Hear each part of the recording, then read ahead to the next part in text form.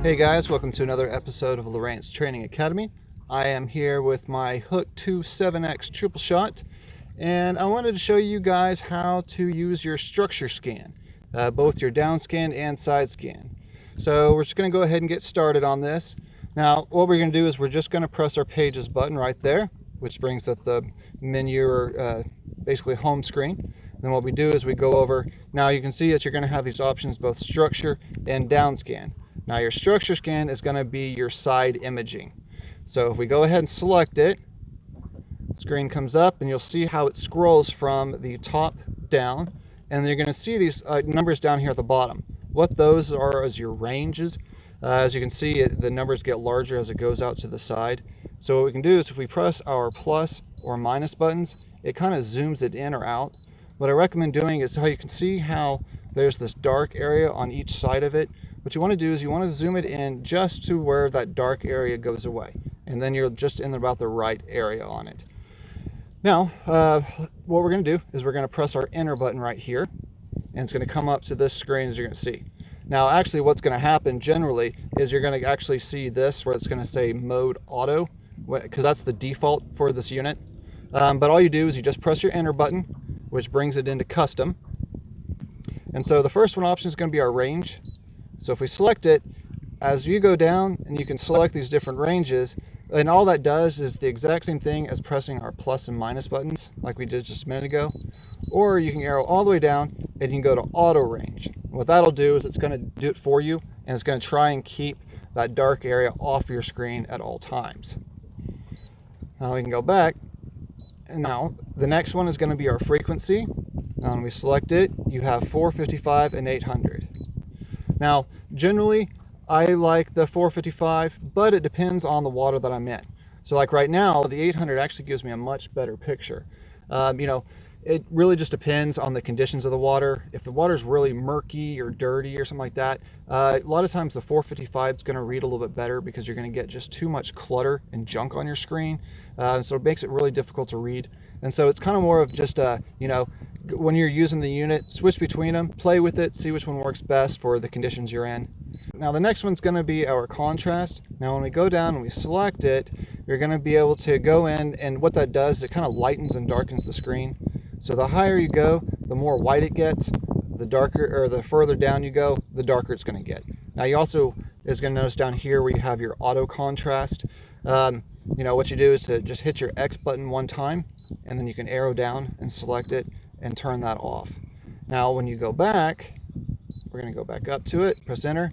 Now as we go in and we make our adjustments, they actually increase it a little bit more than what it would have been if they were in the auto. Same thing kind of with sensitivity. Whenever you have it in the auto mode, it makes smaller adjustments on it than if you're out of the auto mode.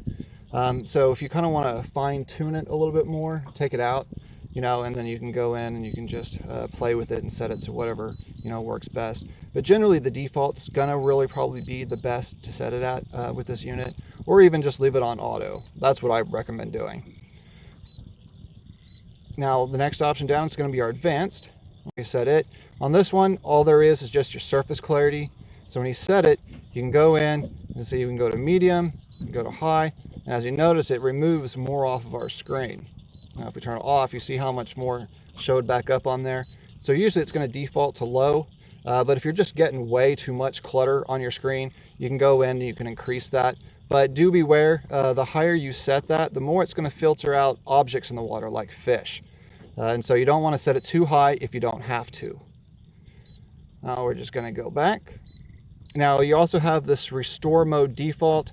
Now that's going to just default everything back to the original defaults for you. So if you've been playing with it and you kind of messed it up and you don't know how to get back, you can just simply go down and select this and just default everything back to the original settings. Now the very last option is going to be your more options here. When we set it. Now what you can do here is you flip left and right. Now if for some reason your transducer, when it was mounted, if you had to mount it backwards, so let's say if you're putting on your trolling motor, if the cord comes out like towards you or basically behind you, then you'll have to do the flip left right, because when you mount it on a transom, the cable is going to come out the front of the transducer towards the boat, kind of going forward. And so if you have to mount it the other direction, you can just simply click on that and it just flips the screen. So what's on the left will be on the right, what's on the right will be on the left. Just real easy. Nice little thing they added to it to make it a little more easier to mount the transducers. But I'm going to leave mine off because my transducer is mounted the appropriate way. Now we also have our range lines. As you can see, they're just kind of lines that show up to kind of help show you how far things are out to the side. So just at a quick glance, if there's some structure over here, I would know that, oh, that's at 15 feet. But I don't really care for it to myself, but you know, some guys do. And then the next option is going to be our palette. This is just going to allow you to go in, change the colors on the screen to whatever works for you. You know, I kind of like number 9 myself. Kind of reminds me of the water. But you know, some guys like it, you know, the brown, the sepia, is actually what they call it, the number 6. And then the last one is going to be our view. Now what this is right now we have it on left plus right, which allows us to see our left scan and our right scan. Now if for some reason you just wanted to see only the left side, we could click left only. The same thing goes for the right side. We can see just the right only. But I like using viewing both sides, and so I leave it just like that. So we're going to go ahead and exit back out. And that's really about it.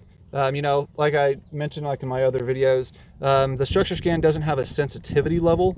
It only has that contrast level. So don't even bother looking for it. You know, you can't increase or decrease the amount of imaging on the screen like you can with sonar. Because with sonar, you have like a very large cone. It's like a circular area that it shoots out. It's kind of like a flashlight. You know, you have your main center beam, like the brightness in the middle, and then you have little outskirts of light coming off to the sides.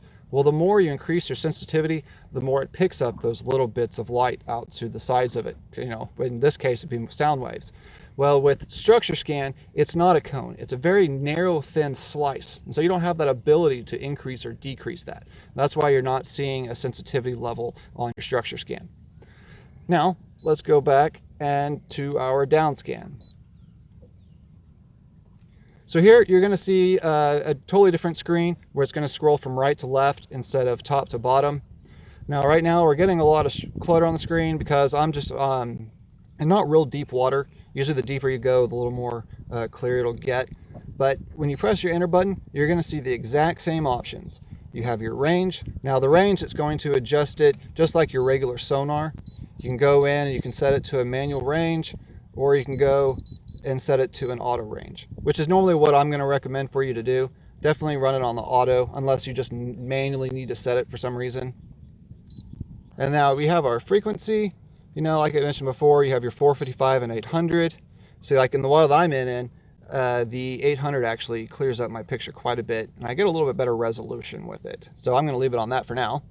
And that again is just one of those settings that I recommend to play with. And then we have our contrast, which again is just going to be our bright and darkness on there. The higher we go, the brighter it's going to get. The lower we go, the darker it's going to get, as you can see there. So let's exit back now. Now we have our advanced, which is just our surface clarity, which we have our off, low, medium, or high. We have our restore back to defaults. And then we have our more options, which on this one, you still have the range lines, which are going to go horizontally. And then we have our palette where we can change the various colors that we want to see, as you can see there. Now I'm going to turn my range lines back off. Now I'm going to set it back down to the blue like I prefer. And then that's really it for the Downscan. There's not a whole lot of menu options for them, especially on the Hook2s. And so, like I said, just go through, play with it, see what works for you. You know, I hope you guys learned something from this video. You know, leave a comment down below if you have any other videos that you want to see, or if you have any comments or questions. And definitely like or subscribe to my page. All right, thanks guys. I appreciate y'all watching. Be safe. All right, well that's it for today, guys.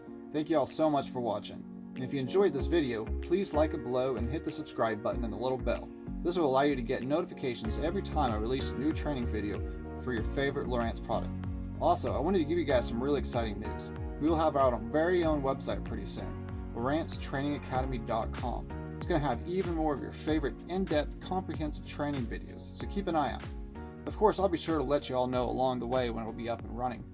And don't forget, when you watch videos from Lowrance Training Academy, the difference is night and day.